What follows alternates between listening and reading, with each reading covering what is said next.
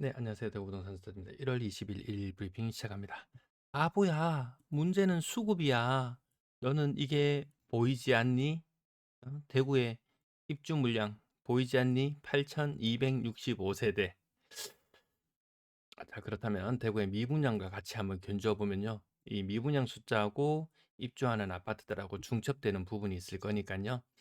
여기에다가 준공후 미분양을 더해 본다면 물론 이것도 CR리티에서 많이 매입해 가서 좀 줄어들긴 했을 거예요.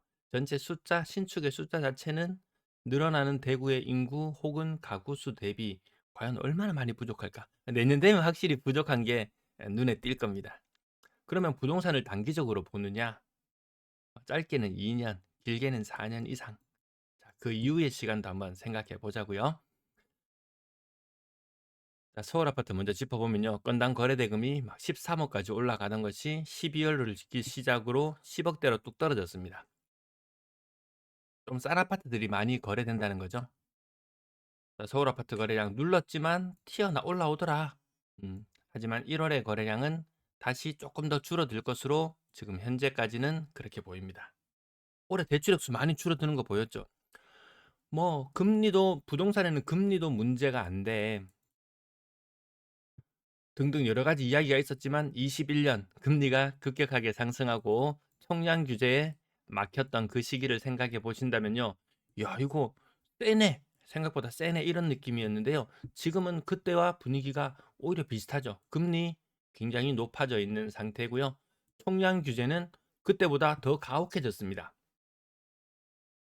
올해 금리, 물가 상승률과 GDP 증가율을 합치면 거의 한 4% 정도로 예상이 됩니다. 그런데 대출은 보통 총량 규제라는 것은 이 4%만큼 대출을 늘릴 수 있다라는 것이거든요. 그런데 올해는 대출 증가율을 2%로 고정했습니다. 그 말인즉슨 2분의 1 총량제, 2분의 1 총량제라고 해야 될까요? 이거 사실 무섭게 다가옵니다. 대출 받으러 가는 사람들 금리 높아진 것 아마 체감하실 거예요. 자, 이 내용이 뭐냐? 이거 GDP 대비 우리 부채가 너무 높다. 부채를 줄이려면 어떻게 해야 되는가? 물가 상승률을 무시하든지 요거 둘 중에 하나. GDP 증가율 정도로 대출을 묶어 버린다면 제가 이거 그때 누가 달라고 해 가지고 보고서 한 10페이지 정도를 만들어 가지고 했던 그 핵심 내용이었는데 야, 그 내용이 요겁니다. 요거. 요거 수급도 중요하지만 물론 이것도 중요하더라 라는 것을 우리는 경험했거든요. 자, 그래도 제가 하는 이야기를 들으면 여러 가지 인구 요인이라든지 여러 가지를 말씀드리면은 그거는 부차적인 요소일 뿐이고 1차적으로는 무조건 수요와 공급이야. 수요와 공급이 무너졌던 울산의 사례. 울산 건설회사가 수백억을 물어주고 사업을 포기하고 나서 몇 년 지나지 않아서 가격이 많이 올랐거든요. 지방 중에서는 울산이 뭐 서울 다음이라고 보면 될 정도일 겁니다. 제 이야기에 많이 답답해하시면서 "바보야. 문제는 수급이야." 자, 통상 4년 이상의 중장기 투자 이것이 부동산에서는 핵심이죠. 길게 들고 가는 거죠. "바보야. 문제는 수급이야." 이렇게 답답해하시는데요. 자, 2040 년부터 단기 집값 하락 뭐 이런 이야기도 있고 5대 광역시는 24 년도 뉴스인데요. 34 년부터 가구가 정점을 찍고 가구 수가 줄어든다고 했고 25 년도에 나왔던 뉴스는 31 년도부터 대구는 가구 수가 감소하기 시작한다라고 했습니다. 야, 그래도 지금 연간 가구 수가 1만 개 이상 늘어나는데 거기에 견줘 봤을 때 아까 입주 물량 뭐 8천 세대, 야, 가구 수가 1만 개 늘어나는데 그런데요. 어 이거 사이트가 어디더라? 주민등록 인구 통계 요 사이트에 들어가 보시면은요. 7월 달까지만 10월 달까지만 해도 가구 수가 7,840 가구가 증가했습니다. 그러면은 11 월, 12 월이 되면은 또 가구 수 한 1만 개 정도 증가하겠네. 이렇게 예측을 했었거든요. 그런데 아까 요 사이트에서 찾아보니까 11 월, 12 월은 가구 수가 많이 줄어들었어요. 그래서 4년 끝자락의 가구 수와 25년 끝자락의 가구 수, 25년 가구 수 빼기 24년 가구 수를 해 보니까 5,378 입니다. 차트가 이렇게 바뀌었어요. 거주자 세대 수가 작년에 5,300 가구까지밖에 증가하지 않았어요. 이 상태로 간다면 올해에는 가구 수가 뭐 4,000 개 증가, 가구 수 4,000 개 증가, 3,000 개 증가, 2,000 개 증가, 1,000 개 증가, 이런 식으로 가다가 2031년이 되면 전체적인 가구 수는 감소로 돌아서게 되는 거겠죠.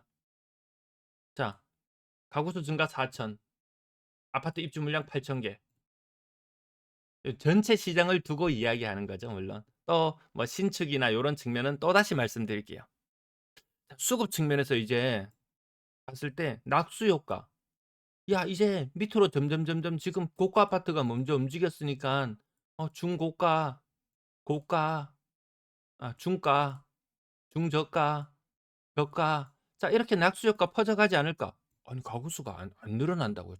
줄어든다고요. 자, 부동산 시장도 보면은 이 수급에 따라서 그냥 부동산 시장 하면 그냥 다 같이 떴었는데요. 어느 순간 토지가 배제되기 시작했습니다. 물론 또 광역시 수도권 쪽에서의 토지와 또 지방의 토지는 조금 다르긴 합니다.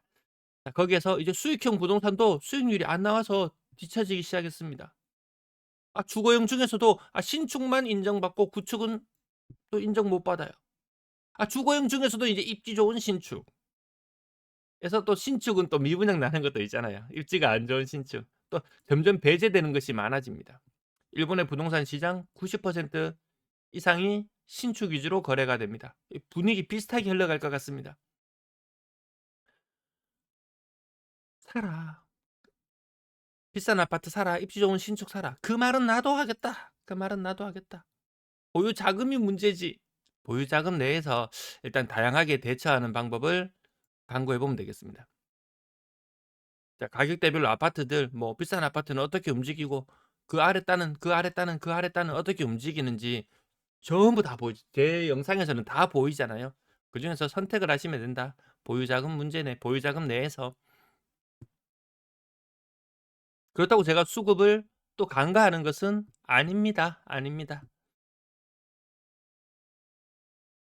수급이 미쳤는 것은 요즘 로봇주의 수급이 미쳤죠. 제가 이 로봇 포트폴리오는 제가 한 4달, 5달 전에 알려드렸었는데 그중에 아무거나 샀어도 3배, 4배. 시가총액 1,500억, 뭐 2천억 달이가 거의 다 일주씩으로 다 바뀌어 있습니다. 단 내가 샀는 거 빼고 좀 아프기는 합니다. 자, 그리고 제가 은에 대해서도 요거 두 개 많이 털었어요. 웬만하면 제 다른 포트폴리오도 중국도 많이 말씀드렸다. 중국도. 그거 외에는 제가 말씀을 안 드리고 아니면 지수를 하셔라. 뭐 이런 말씀 드렸었는데 아무튼 뭐 그런 거 지나가는 이야기라고 하라 말라는 아니고 그냥 내가 생각하지 않았던 것이 있었다면은 그냥 한번쯤 생각해 보자. 요런 재미 정도로만 생각하면 될 것 같습니다. 자, 매도 물량은 39,600개. 일주일 전 대비 한 300개 정도 늘어나 있어요. 내일은 한 44,400개, 500개 되려나? 뭐 고선을 계속 왔다 갔다 하고 있고요. 전세 물량은 4,000개. 내일 되면 또 넘어설 것 같고요. 월세 물량이 빠집니다. 야, 전세 있던 사람이 이제 월 사러 가고 이 주식 투자해 가지고 걔는 또 마음 조급해지고 이러는 거 아닌지 모르겠습니다. 하지만 돈의 흐름은 확연히 그쪽으로 넘어간 것 같다.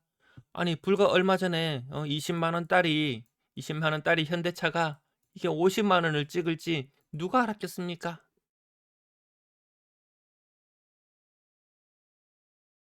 자, 대구 아파트 933건의 거래량의 흐름이면 1월 달 거래량이 한 2,100건, 200건, 2,100건, 200건 뭐 크게 거래량이 늘어나고 있는 모습은 보이지 않습니다. 요 근래 들어서 고가 아파트 거래도 좀 줄어드는 느낌이 들고 또 신축 대단해요 하는 소리도 좀 줄어드는 느낌이 들고 부동산 커뮤니티에서 아무리 이 신고가 대단해요라고 해도 그 공개 게시판에서 막 이렇게 뭐 이야기하는 사람 잘 없어요.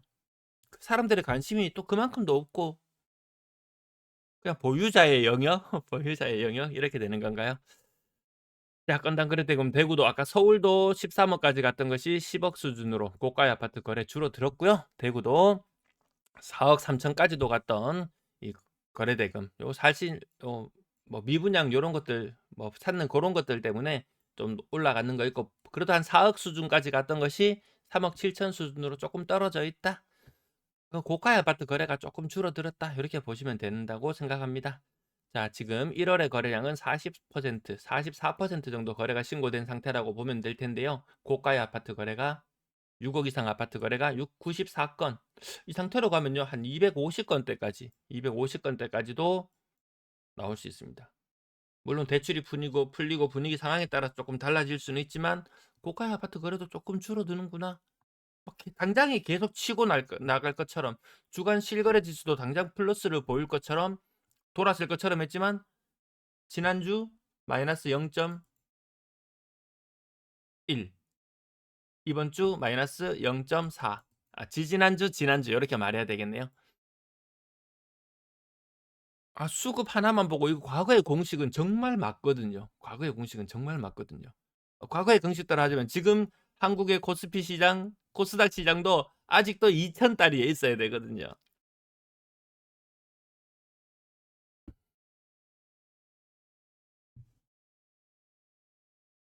전세 거래도 거래량 비슷한 수준으로 가고 있습니다. 네, 오늘도 시청해 주셔서 대단히 감사합니다.